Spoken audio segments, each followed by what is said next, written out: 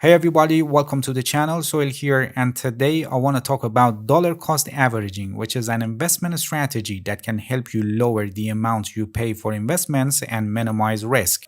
There are many investment strategies, and one of the most common one is saving money and then buying the asset at the right time, actually buying the dip. In this method, you invest big. Actually, you make a one-time purchase at your favorable moment or price. Discovering market structure and possible next move at any point is extremely difficult, especially for beginners. There is no way to certainly find out what is going on behind the scene. Maybe it's a distribution period and the price is going to decline more, or maybe it's accumulation period and the smart money is entering the market to push the price up. No matter what the structure of the market is or how much correctly you could identify changes in the market, as an investor you're always exposed to risk, and you should always try to minimize your risk as much as possible. One of the investment strategies that lower your risk and help you to pay lower amounts for your investment is dollar cost averaging. In this strategy, you leave money aside every week, every month, or any period of your choice, and you buy bit by bit. You don't care where the market is heading, and you just stay consistent and buy in spite of volatility. By the help of dollar cost averaging, you actually distribute your capital to an asset over time. This strategy negates the effects of short-term volatility and helps investors to accumulate wealth by paying lower cost on average and reaping more rewards. Statistics show that dollar cost averaging on the long run brings more reward in compared to a strategy of saving money and buy the dip when the market reaches to a low price. In dollar cost averaging, you must have a strict schedule for buying periodically and consistently without caring about price fluctuations. By doing so, you don't spend all your capital at a bad moment, and you distribute your capital to the asset over time. Your buying schedule can be every week, every other week, every month, or even every day for a very tight distribution of your capital. Let's see an example to make it more clear for you. Consider you're an employee in a company and you earn, for example, $5,000 per month, and you want to invest in Bitcoin. You decide to buy Bitcoin with 10% of your salary, and you want to do it on a weekly basis and actually distribute your allocation each week. So with $500 allocated for investing in Bitcoin, you buy $125 worth of Bitcoin every week, and you do this for 1 year. Consider you started doing this last year and now you want to evaluate the result. There is a dollar cost averaging calculator for Bitcoin which can help you to quickly calculate the result. So you started last year, 1 year ago.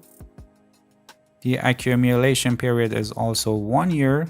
You decided to buy regularly every week, so this is also set to weekly, and the purchasing amount every week is $125. So here we enter 125, and here we go. Here it shows the total invested amount, which is $6,625, and the total value for today would be $7,786, 17.5% of change positively, actually 17.5% profit. It may seem a small amount for a crypto asset, but please pay attention that in this period, February last year to today, the market was in a complete range, as you can see. And if you started this, for example, 2 years ago, from here, let's see what would be the result. The starting year 2 years ago, and also accumulate for 2 years.